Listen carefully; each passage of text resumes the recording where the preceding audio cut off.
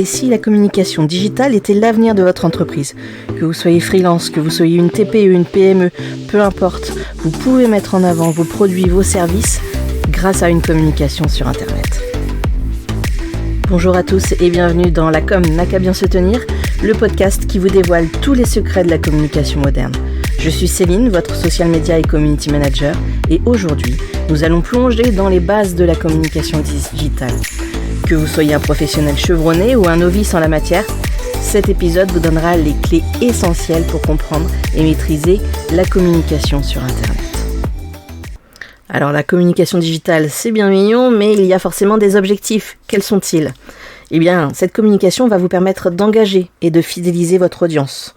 Elle va également permettre d'accroître la visibilité, que ce soit de votre marque ou de votre entreprise. Suite à cela, vous pourrez générer du trafic vers votre site web ou vos plateformes. Et puis, il faudra penser également à convertir ce fameux trafic en clients. Au-delà de ça, une fois que vous aurez effectué toute cette partie-là qui sera déjà un énorme morceau, il faudra mesurer et analyser les performances pour pouvoir ajuster les stratégies que vous aurez mis en place. Oui, je vous ai parlé d'engager et de fidéliser votre audience. Alors, comment est-ce qu'il faut-il faire cela ? Eh bien, vous allez pouvoir faire de la création de contenu. Il faut que ce soit interactif, personnalisé, que ça cible réellement les personnes que vous voulez toucher. Vous pouvez utiliser des sondages, des questionnaires pour justement vous rapprocher de cette cible. Pourquoi pas faire un question-réponse en live pour pouvoir impliquer votre public et puis leur donner la possibilité de vous toucher, entre guillemets, de vraiment voir l'humain derrière l'entreprise, derrière le service proposé. Vous allez également pouvoir faire de la fidélisation et pour cela, il faudra répondre aux commentaires qu'il y aura sur vos publications sur les réseaux sociaux. Il faudra créer une communauté autour de votre marque. Et puis bien sûr, pourquoi ne pas utiliser tout ce qui est outils comme les newsletters, sans en abuser bien sûr. La newsletter sert avant tout de donner des nouvelles de l'entreprise.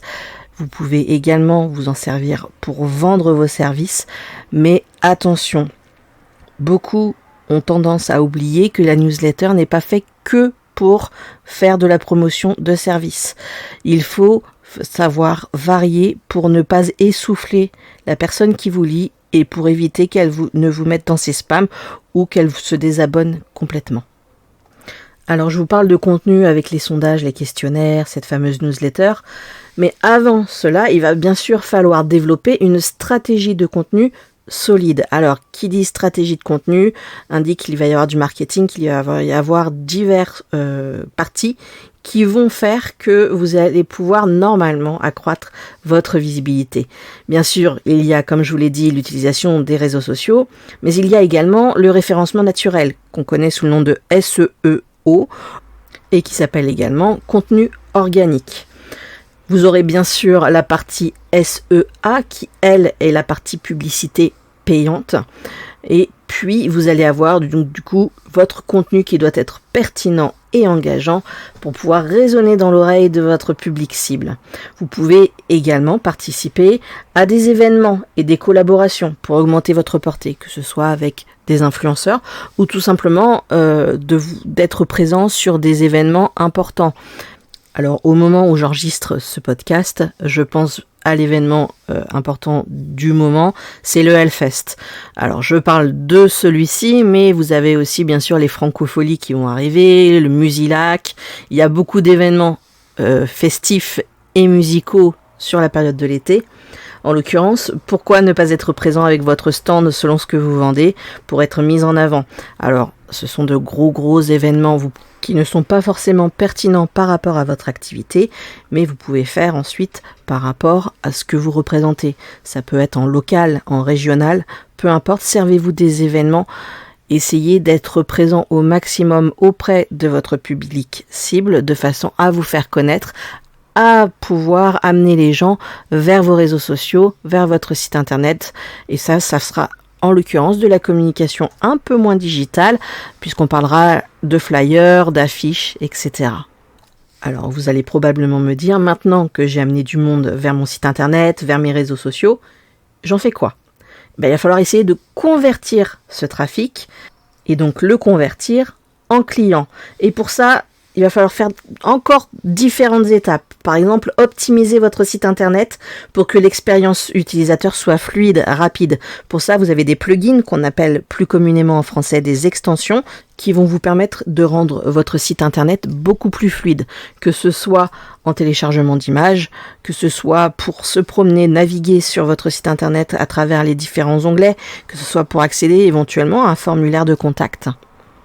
Si vous travaillez avec un public autre que le public français, vous pouvez aussi avoir des outils pour que la traduction soit meilleure de votre contenu, ou encore pour les personnes qui ont un handicap, que ce soit pour lire, donc pouvoir permettre de grossir sans forcément passer par le zoom dans leur navigateur, que ce soit pour permettre une lecture du contenu, etc. et permettre donc à toute personne d'être sur votre site internet et d'avoir un contenu accessible par conséquent à tous. Pour attirer du monde, quoi de mieux que de proposer des offres spéciales, des essais gratuits, inciter les visiteurs à passer à l'action. Et quand on parle de passage à l'action, on peut aussi parler du call to action. Alors je m'excuse pour mon accent anglais qui est très sincèrement pitoyable, soyons honnêtes, mais effectivement, on parle de call to action principalement dans le contenu sur les réseaux sociaux. C'est une petite phrase qui incite les gens soit à commenter, soit à partager, soit à interagir avec vous. Et vous pouvez également vous en servir lorsque vous êtes sur votre site internet, inciter les gens à visiter un site externe ou à se rendre vers votre formulaire de contact pour échanger avec vous, etc. Ça reste du call to action. Et pour finir, en termes de conversion, bien sûr, on revient sur cette fameuse newsletter qui va être du marketing par email. C'est là que vous allez mettre en avant vos offres, mais comme je vous le disais, pensez bien à le faire avec parcimonie. Il ne faut pas agresser les personnes qui vous suivent sur votre newsletter en les inondant d'emails, parce que rien de pire, je pense que vous avez vous-même cette sensation-là lorsque vous êtes abonné. Je ne compte plus le nombre de newsletters auxquels je me suis désabonnée parce que je n'avais pas d'informations, je n'avais pas de contenu gratuit, je n'avais que des offres tous les jours, tous les 2 jours qui m'ont poussé au final à me désabonner parce que ça devenait ingérable. Pour finir avec les objectifs de la communication digitale, je vous parlais tout à l'heure de mesurer et d'analyser les performances pour ajuster vos stratégies. Eh bien, je parlais à ce moment-là de KPI. Ce sont les indicateurs clés de performance, ces statistiques que vous pouvez récupérer en utilisant des outils comme par exemple Metricool et qui vous permettent d'évaluer vos progrès, d'ajuster vos stratégies en conséquence. Vous allez pouvoir voir le taux de clics sur votre site internet, le nombre de likes, le nombre de partages, le nombre de commentaires.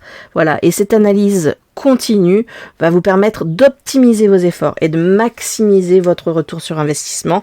Et ce sont ces chiffres-là qui vont vous permettre de savoir si la stratégie que vous avez adoptée initialement est la bonne ou pas, ou s'il va falloir la changer.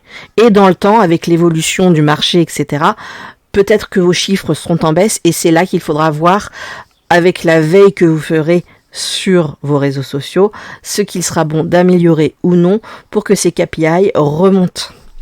Oui, je sais, ça fait beaucoup d'informations. C'est pourquoi on va reprendre les bonnes pratiques de la communication digitale très rapidement afin de faire un petit résumé.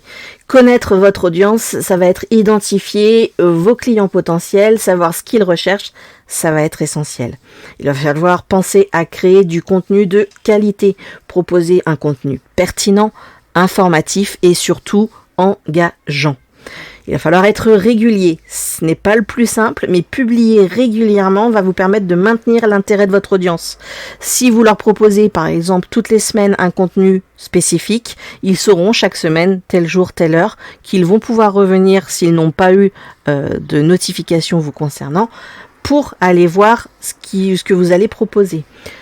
Pensez à interagir avec votre audience, répondez aux commentaires, aux messages privés, participez aux discussions. Les gens, il faut qu'ils viennent vers vous, mais si vous n'allez pas vers eux, ça ne marchera pas. Pensez à ce que ça fonctionne dans les 2 sens, c'est essentiel.